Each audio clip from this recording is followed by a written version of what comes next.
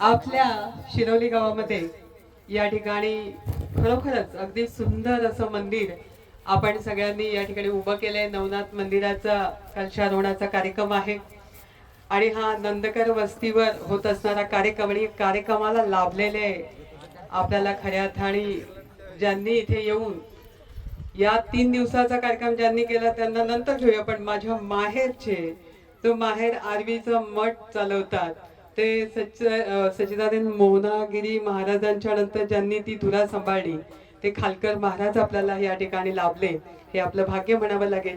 आणि त्याचबरोबर ज्यांनी आधी 3 दिवस हा यज्ञ चालवला त्यांचं खऱ्या अर्थाने या ठिकाणी कौतुक करणं, जोरदार टाळ्या वाजवा या सगळ्यांसाठी. कारण यज्ञ केल्याशिवाय कुठलीही जी आपल्या भावना आपल्या संकल्पना आहेत आणि आपण जी विधी करतो ती परिपूर्ण होते ती यज्ञाने.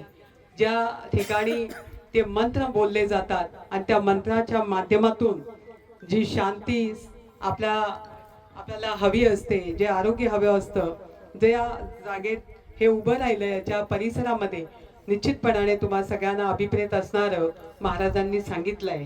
त्यामुळे मी काय या ठिकाणी कीर्तन सुरू करत नाही, तर त्या गावची आहे, लेक आहे त्या गावची, त्यामुळे थोडंसं अंगीकृत येतच मला. आज या कार्यक्रमाला सत्यशील भाऊ या गावातले या परिसरातले पण परंतु या गावातले यजमान आहेत. या कार्यक्रमात सुद्धा मी या गावचा एक सर्वसामान्य तुमच्यातला आहे अशा पद्धतीने ते आधीच येऊन या कार्यक्रमात सामील झाले, त्यांचं कौतुक केलं पाहिजे. त्याचबरोबर या ठिकाणी आम्ही वास्तविक पाहता पिंपळगाव सिद्धनाथचा कार्यक्रम करून इकडे आलेलो आहे. पुढे कार्यक्रम आहेत परंतु कारखान्याचे डायरेक्टर आणि खऱ्या अर्थाने भारतीय जनता पार्टीचे तालुक्याचे अध्यक्ष नारायणगाव वारुवाडी विविध विकास सोसायटी चेअरमॅन संतोष नाना असतील, पंचायत समितीमध्ये ज्यांनी चांगलं काम केलं आणि खऱ्या अर्थाने आजही ते कार्यरत आहेत, थांबलेले नाहीत. आणि भाजपचे या ठिकाणी ते संयोजक आहेत तालुक्याचे असे गांधळेजी. या गावच्या प्रथम नागरिक आपल्या ताई, त्यांच्यासोबत त्यांचे सर्व सदस्य आणि सन्माननीय डॉक्टर साहेब, जेवढ्यांचे सत्कार झाले ते सगळे सत्कार मूर्ती. कारण म्हणते ना, आता माझा त्याच्यात वेळ गेला तर जेवणाची वेळ झालेली आहे. ज्यादा बोलणार नाही, पण मला काही गोष्टी भावल्या, काही गोष्टी आवडल्या. परंतु महाराज, आम्हाला असंही वाटतं की आम्ही राजकारणी अशाही वाईट आणि तसेही वाईट, जशी वारा येईल तसं उपनायचं आम्हाला सवय झालेली आहे. परंतु आमच्यापेक्षा पण तुमच्याकडे सुद्धा वाईट स्थिती आहे. काय खरं नाही, स्पर्धा आहे. मग कधी आपण शिक्षकांची स्पर्धा बघतोय, ज्यांच्यापासून विद्यार्थी घडत आहेत, या ठिकाणी संप्रदायामध्ये स्पर्धा बघतोय. पण मी तुम्हाला एकच सांगू इच्छिते, इकडे काही राजकारणाचा पेट पडो, परंतु आपली एकी, आपलं गाव आणि आपल्या गावातला असणारा एकामेकाचा जो प्रेम भाव आहे तो कमी नाही झाला पाहिजे. तो कुठल्या पक्षाला विकू नका, तो तुमच्याकडेच राहू द्या, ती आत्मीयता राहू द्या, हे महाराजांचं सांगणं होतं. आणि हे महाराजांचं सांगणं अगदी योग्य आहे. संप्रदाय जगला तरच उद्याची पिढी घडणार आहे आणि उद्याची पिढी घडवायची असेल, संस्कार जर द्यायचं असेल तर हा सभामंडप. आता बघा इथे पण राजकारण, ज्याने 10 लाख डिक्लेअर केले त्याने रुपया दिला नाही महाराज. आता तालुक्याचा आमदार आहे, त्याला काय म्हणायचं आपण. परंतु मी तुम्हाला सांगते की माझ्या वतीने 5 लाख रुपये, कारण हे संप्रदायाचं काम आहे.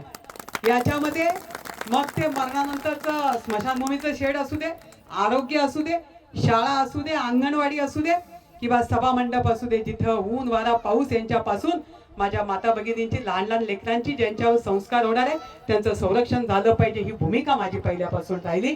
कारण साधू महाराज वाईकरांचा वसा लाभलाय, मोहनानंदगिरी महाराजांसाठी त्या ठिकाणी एवढं मोठं मठ उभा केलाय आणि ज्या कोंडाजी बाबा डेरे यांच्या स्पर्शाने पावन झालेल्या भूमीतली मी सुनबाई आहे.